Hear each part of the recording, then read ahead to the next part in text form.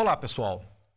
Dando seguimento a nossas aulas sobre o romantismo na literatura brasileira, mais particularmente sobre o romance na literatura brasileira, vamos falar hoje da obra de José de Alencar, aquele que provavelmente ou possivelmente é o principal romancista do romantismo brasileiro. As obras de Alencar se caracterizam por certos aspectos que dominam alguns de seus romances. Um primeiro desses aspectos que nós podemos identificar é o que nós chamamos de uma idealização heróica, ou seja, a constituição de uma figura de herói idealizada, né? De um herói corajoso, nobre e infalível, e que vai aparecer em romances como O Sertanejo, As Minas de Prata e O Guarani, entre outros. Esses romances, de certa maneira, vão propor enredos e narrativas, né, que vão apontar no sentido de uma aventura e de uma fuga da realidade, né? São narrativas que, de certa maneira, vão estar subordinadas à personalidade inteiriça desses heróis. Ou seja, é o que eu quero dizer com heróis de personalidade inteiriças. Serão heróis idealmente concebidos como perfeitamente bons, íntegros e imutáveis, né? Então, podemos dizer que, nesses romances, é a personalidade desses heróis que vai, de certa maneira, submeter a história a eles, né? E não personagens que vão, de certa maneira, ter a sua personalidade moldada ou modificada pela narrativa, tá?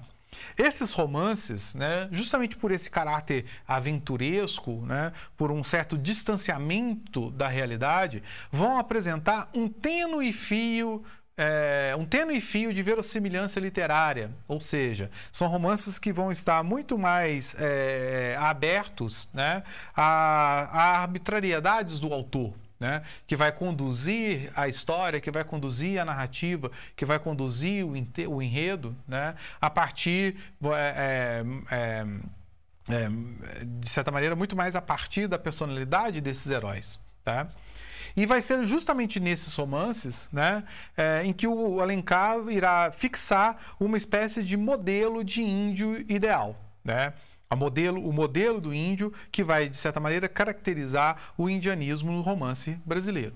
E a respeito disso, que o crítico Antônio Cândido irá dizer: Alencar dá a um país de mestiços o álibi de uma raça heróica e a uma nação de história curta a profundidade do tempo lendário. Outro aspecto que vai aparecer consideravelmente nos romances de Alencar, né, é aquele que vai caracterizar aquilo que nós podemos chamar de romances de salão. Romances como 5 Minutos, A Vinho Vinha, Sonhos de Ouro, entre outros. Nesses romances, né, diferente daquela temática de aventura, né, de distanciamento da realidade, né, da figura do herói, né, do herói corajoso, do herói aguerrido, né, do herói nobre,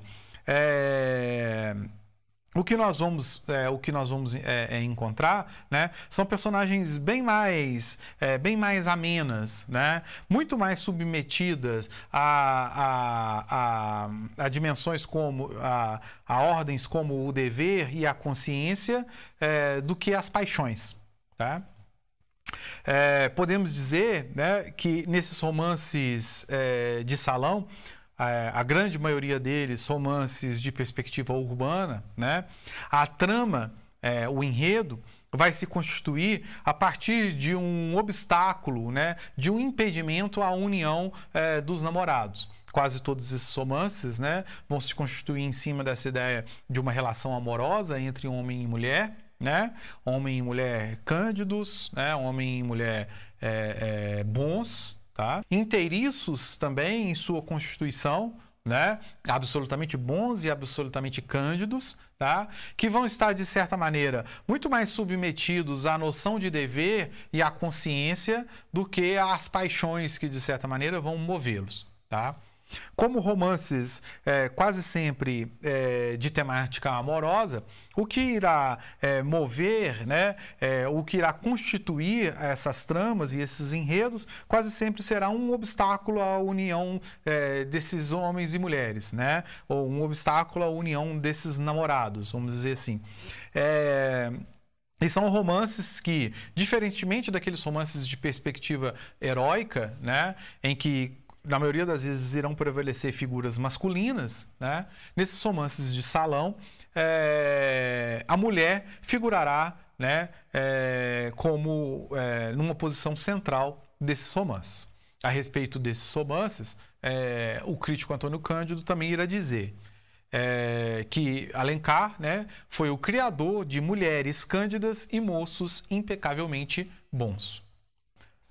Apesar desses romances, né, de personagens inteiriças, né, de personagens simples, ou absolutamente boas, ou absolutamente más, né, cândidas, de certa maneira até superficiais, né? Os romances de Alencar também vão apresentar de maneira relativamente difusa em toda a sua obra, né, alguns enfoques de maior profundidade, né? Nesse sentido, nós podemos destacar principalmente dois romances, Lucíola e Senhora, né? Romances em que nós podemos dizer vão apresentar um olhar muito mais profundo, muito mais crítico, muito mais incisivo em relação à condição humana e à sociedade. Como eu disse, né, além desses dois romances, esse Alencar profundo, né, estará de certa maneira difuso no restante da sua obra. Nesses romances nós vamos encontrar personagens mais densos e mais profundos, menos heróicos, menos graciosos e galantes. Ou seja, de certa maneira, personagens mais realistas, né? De um certo aprofundamento psicológico, né? De uma certa complexidade psicológica. Também as relações entre eles, podemos dizer, serão mais complexas, mais densas e mais profundas. Bem, nesses romances, né, nesses romances de profundidade, ao contrário dos outros dois, em que ora prevalece a figura masculina, ora prevalece a figura feminina, homem e mulher vão se colocar em relativo plano de igualdade, né? E justamente a partir do plano de igualdade entre homem e mulher é que o enredo, né, ou a tensão desse enredo irá se desenvolver. Nesses romances, um elemento também muito importante, muito relevante, é o passado, que sempre irá surgir ou que quase sempre vai surgir como um elemento condutor da narrativa, oferecendo ao romance, né, elementos de causalidade e de verossimilhança. Então, frequentemente nesses romances nós seremos conduzidos ao passado, né, de onde nós vamos encontrar as razões ou as explicações para o desenlace ou para certos desenlaces, para certos desenvolvimentos da narrativa no presente.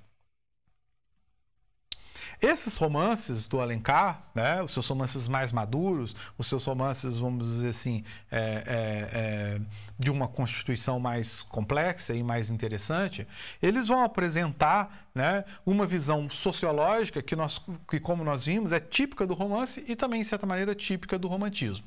Tá? Ora, o que seria essa visão sociológica? Nesses romances, como Lucíola e Senhora, as relações humanas vão, de certa maneira, se sobrepor ao ambiente, né? Então, o que vai, de certa maneira, explicar o desenrolar da história ou as características de certos personagens, muito mais que um elemento do meio, né, serão as relações sociais, as relações humanas, as relações entre as pessoas, né, como base, como um elemento chave dessas narrativas. Nesse contexto, os desníveis sociais e econômicos vão funcionar como uma espécie de mola da história, né? As diferenças sociais, as diferenças econômicas serão um elemento fundamental, né, que irá dinamizar essas narrativas, né? E é a partir dessas diferenças que as histórias e que os enredos, que as narrativas, que os romances irão se desenvolver. Nesse contexto, né, de desníveis sociais e de desníveis econômicos, uma outra tensão também frequentemente será vista, né? A tensão que se dá a partir do conflito entre consciência individual e prestígio social. Aquela questão relacionada entre a vontade do eu e a necessidade que esse eu tem de conquistar um lugar social relevante. E muitas vezes, para conquistar esse lugar social relevante, é preciso se sobrepor, né, ou questionar essa vontade original, essa vontade pessoal. Daí nós podemos ver personagens muito mais complexas, personagens muito mais profundas, né, que, de certa maneira, estão sempre sendo colocadas diante de escolhas muito significativas para o seu destino. Apesar do aprofundamento dos conflitos, né, frequentemente, ou quase sempre, o Alencar vai impor um final feliz a essas histórias, né? O que nos mostra como ele ainda é um autor romântico, né? Apesar desse certo traço realista que a sua obra vai trazer, ele ainda é um autor romântico, né? Um autor que ainda trabalha dentro daquela convenção de uma concepção romântica de literatura, né? Idealizada, né? Em que os conflitos, no fim, se resolvem. Nesses romances, os desequilíbrios psicológicos e psíquicos serão frequentemente tematizados, frequentemente ilustrados. Na verdade, eles constituem peças muito significativas, muito importantes dessas obras, né? Desequilíbrios como, por exemplo, a depravação da protagonista em Lucila, o cretinismo, né, de uma das personagens de Tio, o fetichismo, também, que de certa maneira também movimenta, né, a narrativa de A Pata da Gazela, ou o sadismo, né, que a heroína também, que vai ser possível perceber na heroína de Senhora. Nesse sentido, podemos ver nesses romances, né, a compreensão dessa dialética entre bem e mal, né, entre vício e virtude, como algo inerente à condição humana. Bem, em relação às personagens de Alencar, seguindo uma classificação que o crítico Antônio Cândido nos apresenta, né, podemos identificar essas personagens como de 3 tipos, né? Personagens que vão se distribuir entre essas 3 perspectivas de romances que nós apontamos.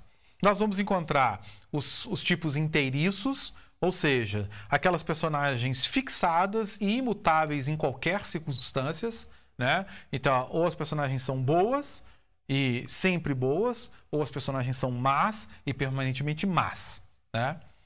Esses tipos inteiriços, né? Essas personagens inteiriças, são as que vão predominar na obra do Alencar, né? E podemos citar como exemplo delas, né, o Peri e Arnaldo, entre outras. Outra variedade desses personagens de Alencar são aqueles que nós podemos chamar de rotativos, né? E o próprio nome sugere essa característica. São justamente aqueles tipos que vão passar do bem ao mal ou do mal ao bem, né? Também de maneira relativamente inteiriça. Eles serão inteiramente bons e, depois de um processo de transformação, se tornarão inteiramente maus ou vice-versa. Um exemplo é a personagem Diva, que de inicialmente feia e meiga vai se transformar ao longo da narrativa em bonita e má, para depois se tornar meiga de novo, né? Ou seja, são personagens que mudam ao longo da narrativa, né? Mas que não trazem uma constituição dual, vamos dizer assim, né? Quando são boas, são inteiramente boas. Quando são más, são inteiramente más. E, por fim, um terceiro tipo, né? Um tipo mais elaborado, aquele que nós podemos chamar de simultâneos, né? Justamente as personagens que vão estar inseridas naquele Alencar mais profundo, né? Ou seja, são personagens que vão apresentar tanto um lado bom e um lado mal, né? Que vão ser tanto bem quanto mal, adquirindo assim uma conotação muito mais complexa, muito mais profunda, muito mais humana. Nesse sentido, o que nós queremos dizer quando nós falamos em personagens mais densos, personagens mais profundos. Um exemplo desses personagens são os protagonistas de Senhora, Aurélia e Seixas, né? Em que nós nos vamos reconhecer frequentemente, né? Gestos, ações, né? Que nós podemos chamar de boas e más ao longo de toda a narrativa. Essa diversidade de tipos de personagem, né, revelam para nós justamente a diversidade, né, a amplitude da obra do Alencar, né? Ao mesmo tempo que nós vamos encontrar em certas obras, em certos recortes, um tipo de esquematismo psicológico, né? Ou seja, personagens meio tipos, né? O bom e o mal, de forma bem esquemática, nós também vamos encontrar ao longo da sua obra um senso de realidade humana muito mais apurado. Né? Personalidades que vão trazer em si, ou personagens que vão trazer em si uma personalidade muito mais complexa, muito mais densa, né? Não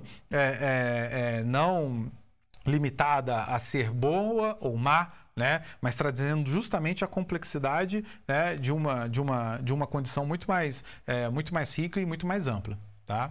Da mesma maneira, né, essas personagens vão permitir reconhecer no romance de Alencar, né, uma visão que vai de uma perspectiva poética e heróica, né, poética nos romances de salão, heróica naqueles romances de heroísmo, a uma observação também mais crítica, também mais profunda da sociedade.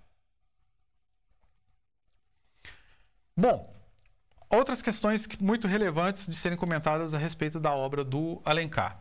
Alguns aspectos estilísticos, né, relacionados ao seu estilo.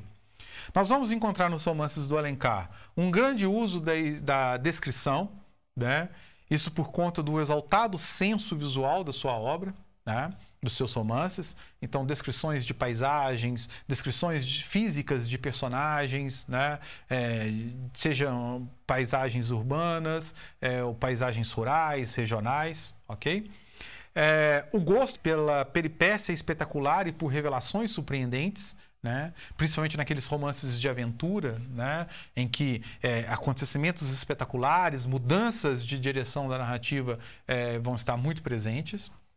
Uma certa convivência de um tom realista com um idealismo exagerado, né? Às vezes, numa mesma obra, certos trechos de um realismo mais crítico, mais profundo, convivendo com um idealismo exagerado. Basta a gente pensar naqueles romances que vão, de certa maneira, se aprofundar nos conflitos sociais, mas que, ao final, vão sempre buscar uma espécie de final feliz, né? Seria um exemplo dessa convivência. Nós vamos encontrar também, né, uma certa tendência à idealização dos diálogos, né, o que nós podemos reconhecer como uma espécie de convenção literária, né? Ou seja, muito mais do que um simples reflexo da sociedade urbana, carioca do século XIX, né? Esses romances do Alencar vão nos trazer certas personagens típicas dos romances, né, da época, dos romances, inclusive dos romances que ele lê, tá? Isso nós podemos perceber se nós observarmos que muitas vezes os diálogos dessas personagens urbanas trazem tal sofisticação, de certa maneira, muito pouco fiéis à pouco sofisticada sociedade carioca do século XIX. Né? Então isso nos permite pensar também muitas vezes esses diálogos, né, ou essas relações entre essas personagens como uma espécie de convenção literária romântica. Por fim, né, uma grande sensibilidade para o detalhe expressivo, que nós podemos ilustrar, exemplificar pela atenção que o Alencar dá, por exemplo, à moda feminina, né? Onde as roupas utilizadas pelas mulheres nunca serão simples adereço, né? Mas muitas vezes vão ser tratadas como uma espécie de espelho ou uma espécie de revelação da vida interior dessas personagens, né? Então, todos os detalhes, né? Vários ou muitos dos detalhes vão ser explorados dentro dos romances do Alencar de forma bastante expressiva, né? Indicando um estado de espírito, né? Uma condição subjetiva da personagem, seja a natureza, seja a roupa, seja algum detalhe decorativo dos ambientes em que essas narrativas transcorrem. Assim, nós encerramos nossas aulas sobre o romantismo na literatura brasileira, né? Tendo passado pela a introdução do romantismo num momento de forte viés nacionalista, né?